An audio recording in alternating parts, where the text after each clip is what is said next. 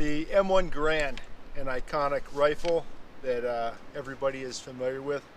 Is it possible to fire a 308, the 7.62 by 51 NATO round, from this M1 Garand, the M1 Springfield?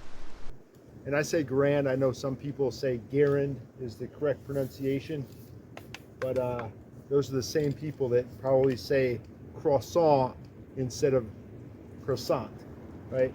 Yeah, it might be the correct pronunciation, but you sound like a pedantic idiot saying it.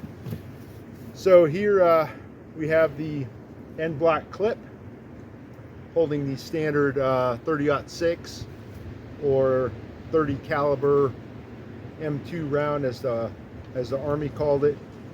It's actually a 7.62 by 63. And over here in this clip, we have the 7.62 NATO, 7.62 by 51, 308, 7.62. So I'm going to load this up into this M1 Garand and see how she works.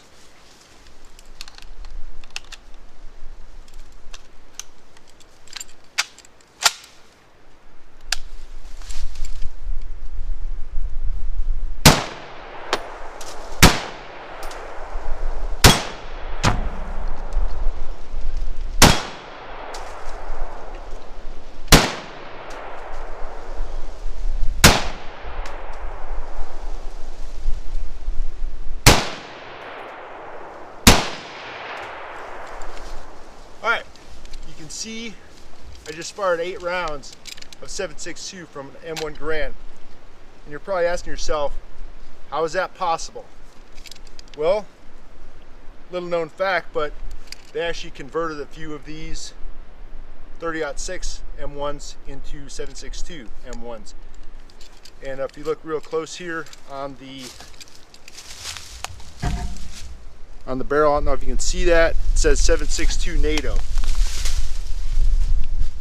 So to talk about how that happened, we'll go back in history a little bit to the 1890s.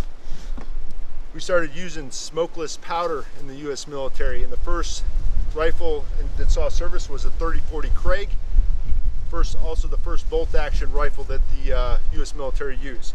Model 1892, I don't have an example here. But that worked pretty good for about 10 years. And then after the Spanish-American War, they did some research, ballistic, went back and looked at the effectiveness of that round and realized we need something better. 30-40 Craig fired a 220 grain round nose bullet and didn't have a lot of energy. Ballistics weren't great. So Springfield started working on an improved round, a little bit longer case, and a little bit more gunpowder of that smokeless powder, and they came up with the 30-03, which was very short-lived. You probably have never heard of one, even less likely that you've ever seen one. There's only maybe 50 of them left in existence, they estimate. But the rifle that they developed for that round was the M1903. So it was a really good gun, bolt action. You could use a stripper clip to load 5 rounds into the internal magazine. So it was a good gun, but the round itself wasn't that great. So they just modified that round slightly, and in 1906 and came up with our present day 30-06, 7.62 by 63, fires a lighter bullet, a Spitzer, the pointed nose, as opposed to that round nose 220 grain. The first ones that came out were around 150 grain, a lot better ballistics, a lot more energy. So that's how we came up with the 30-06. And it's funny because I didn't know. My son has an M1903 bolt action. And he asked me, he said, hey, why is this gun a 1903 and it fires a bullet made in 1906? And I'm like, I do not know. So I had to research that a little bit myself. Okay, so then in 1938, the U.S. started using the M1 caliber 30 M1, which fired that 30-06 round. Really good gun, definitely probably the best battle rifle in World War II. Really earned its place in history and will always be an iconic piece. But after World War II, we realized that again, it wasn't keeping up with the technology. We wanted a fully automatic or selectable semi-auto to full auto battle rifle, maybe a little bit lighter, and a few other modifications. Maybe a removable detachable box magazine as opposed to the internal magazine that you have to load with the 8-round clip, right? Difference between a clip and a magazine, I'm sure everybody knows, but we still hear people calling this a clip when it's actually a magazine. So a clip, like a stripper clip or this end block clip, clips are used to feed cartridges into a magazine, whereas a magazine is used to feed cartridges into the chamber. So these are removable box magazines. You know, shotguns, a lot of shotguns, and also like lever action rifles will have a tubular magazine. And then some rifles like the M1903 and the M1 have an internal magazine. But you see that follower there with the spring? That is the magazine already inside the gun. So the clip holds cartridges that load into a magazine. All right, got that cleared up. So this was a primary rifle for over 20 years. And then 1949, NATO was created. And then in the early 50s, I think 54, they decided they want to have a standardized weapon and ammunition for all of the NATO partner countries. So it was kind of agreed upon to go with the FNFAL, and the US said that they would go along with that as long as they could use the .308 Winchester, developed by Winchester in 1952, but for military purposes and NATO purposes, we had to go with the metric system, so 7.62 by 51. So the US said, we'll go with the FNFAL as long as we can use this ammo, this round.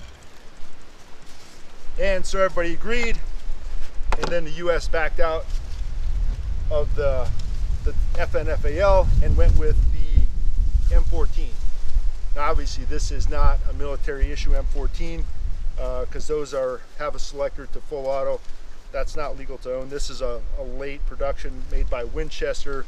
A few modifications, obviously, synthetic stock, pistol grip, stuff like that. But it's still super scary, right? Because it has a muzzle brake or a flash suppressor and a little bayonet lug here. But this, there were some problems with this. Some guys, some old guys, Vietnam era guys, they love it for whatever reason. But there's a reason it was one of the shortest lived U.S. service rifles. It was only the primary service rifle for the Army for about 1957 to 1964, 65, I think. It was about 7 or 8 years. But you know, people are nostalgic and they think it's a great rifle. Had a ton of problems, mostly with accuracy. But it did have the removable box magazine, 20-round magazine, and it was a little bit lighter than the M1, and had the the selector. You could go to full auto if you wanted. But the operating system pretty much similar to, has a rotating bolt like the M1. Not a lot of variations. Trigger and safety works the same.